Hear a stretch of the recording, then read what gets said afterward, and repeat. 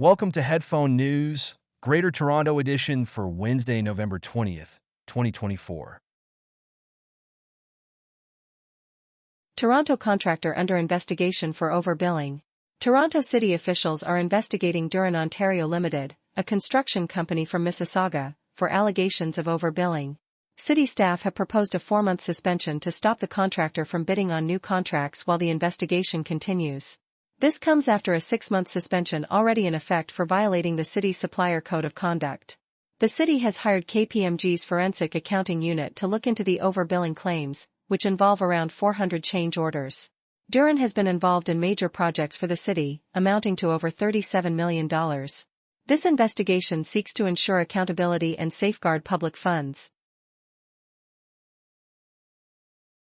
Shooting incident in Brampton, Ontario.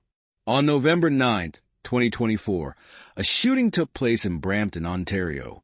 A 29-year-old man named Parmber was shot outside a home while picking up workers. Authorities believe this was a case of mistaken identity. A black Honda Civic approached and opened fire, confusing Parmber for another person with a similar truck. Parmber sustained serious injuries, including damage to his spinal cord, which may leave him unable to walk. Friends and community members have raised over $26,000 to assist with his medical expenses. Police continue to search for the suspects involved in this incident. Armed robbery on Highway 410 in Brampton. An armed robbery occurred on Highway 410 in Brampton, Ontario on November 20, 2024, at approximately 8 p.m. A red car collided with the victim's vehicle from behind. 3 to 4 suspects approached the victim, with one armed with a handgun and another with a knife. The suspects stole items from the victim and then fled the scene. The Ontario Provincial Police are investigating the incident and are urging anyone who witnessed it to come forward. Rogers Sports and Media layoffs announced. Rogers Sports and Media, a leading media company in Canada, has announced layoffs impacting dozens of employees in its audio division. The company attributed these job cuts to difficulties in the advertising market. However, Rogers assured that no radio stations will be closing and that programming will continue as usual. The audio network reaches approximately 8 million Canadians each month. This move highlights the ongoing changes in the media landscape as companies adjust to evolving advertising trends. Toronto Argonauts celebrate Grey Cup victory. The Toronto Argonauts celebrated a major victory in the Grey Cup, defeating the Winnipeg Blue Bombers 41-24. This win marks the Argonauts' 19th championship title, the most in Canadian Football League history. The celebration took place in Maple Leaf Square in Toronto, Ontario, where around 2,500 fans gathered to join in the festivities. Quarterback Nick Arbuckle, named the game's most valuable player, proudly shared the trophy with his daughter. Mayor Chow attended the rally, highlighting the significance of this achievement for the community. The Argonauts' victory is particularly meaningful given the challenges faced during the season, including the suspension and injury of quarterback Chad Kelly. This win represents the Argonauts' second Grey Cup title in 3 years and showcases their resilience and strong belief in one another. Winter driving safety in the Greater Toronto Area. The Greater Toronto Area in Ontario, Canada, is getting ready for winter driving conditions as temperatures begin to drop. The Canadian Automobile Association, Toronto Police Service, and Ontario Provincial Police have kicked off a winter weather readiness campaign aimed at promoting driver safety. Motorists should install snow tires when temperatures fall to 7 degrees Celsius or lower. Keeping winter tires well maintained is crucial for safe driving. Windshield wipers must be in good condition to ensure clear visibility during winter weather. It is illegal to pass snowplows on roads with speed limits of 80 kilometers per hour or more, with fines ranging from $150 to $1,000 Canadian dollars.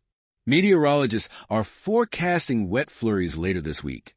Drivers are encouraged to stay informed and follow safety tips to ensure safe travels this winter. School bus cancellations in London. Ontario due to fog. On November 20, 2024, school buses in London, Ontario, were cancelled due to thick fog that significantly reduced visibility. This fog impacted conditions in Middlesex County, Elgin County, and Oxford County. The cancellations applied only to the morning schedule, while buses in London continued to operate as planned. Local school boards shared updates through the website My Big Yellow Bus to see. Fog is a common weather occurrence in Ontario during the fall, and such conditions can disrupt the daily routines of students and parents. Toronto Daycare exits $10 a day program. Sunnyside Daycare in Toronto, Ontario, will withdraw from the national $10 a day daycare program starting January 1, 2025.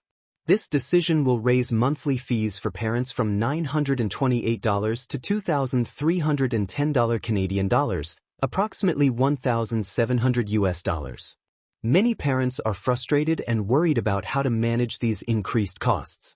Some are even considering taking out loans or leaving their jobs to care for their children. Ontario's Education Minister has acknowledged the difficulties families are facing and is calling for more federal funding to support affordable childcare. This situation raises serious concerns about the availability of affordable daycare options in the region. Toronto Daycares withdraw from $10 a day program, impacting families. 14 daycare centers in Toronto, Ontario, have decided to leave the national $10 a day childcare program. As a result, monthly fees for parents will increase significantly, rising from $928 to $2,310 for toddler spaces, while fees for infant spaces could reach $2,565. Parents are frustrated by the lack of communication from daycare management about these changes. Education Minister Dunlop has acknowledged the situation but has not offered immediate solutions. This withdrawal raises concerns about the availability of affordable childcare in Toronto, which will greatly affect many working families. The implications of this decision extend beyond individual households, potentially impacting workforce participation and economic stability in the region. The Ontario government faces pressure to address the funding challenges that childcare providers are experiencing to ensure the sustainability of a $10 a day program, which is vital for many families in the province. Authors concerned over AI training offers. Authors are raising serious concerns about an offer from HarperCollins, a leading book publisher. The publisher has proposed to pay $2,500 for permission to use authors' works in training artificial intelligence models. Writer Daniel Kibblesmith, known for his work on The Late Show with Stephen Colbert, shared this offer and expressed his disappointment. Many authors feel pressured to accept such offers due to financial constraints. This situation highlights significant issues regarding copyright and the future of the publishing industry as artificial intelligence technology evolves. Other authors, like Elizabeth de Mariafi, have also voiced their concerns, pointing out that their works have been used without consent in previous AI training datasets. Legal disputes are ongoing, with authors suing companies such as OpenAI and Microsoft for copyright infringement. Price-fixing allegations against major potato companies. 4 major companies in the frozen potato products market are facing serious allegations of price fixing in the United States. McCain Foods, Cavendish Farms, Lamb Weston, and J.R. Simplot are accused of working together to raise prices on items like frozen fries and tater tots. 2 class action lawsuits filed in U.S. District Court claim these companies exchanged sensitive pricing information to inflate costs for consumers. The potato industry plays a significant role in the U.S. economy, contributing over $100 billion in 2021. If found guilty, these companies could face hefty fines and damage to their reputations, while consumers may see higher prices at the grocery store. Toronto's plan to address shelter violence. Toronto, in Ontario, Canada, is dealing with a serious rise in violence within its shelters. A recent report shows that incidents of violence have jumped by 280% over the last decade. In response, the city has proposed a 3-year action plan to enhance safety for both shelter clients and workers. This plan includes 14 specific actions, such as improved training for staff and better access to mental health support for clients. The proposal will be reviewed soon by the city's Economic Development Committee, which oversees the shelter system. According to the Center for Addiction and Mental Health, violence in shelters increased from 1,071 incidents in 2011 to 4,102 incidents in 2021. Factors contributing to this rise include overcrowding and the effects of the COVID-19 pandemic.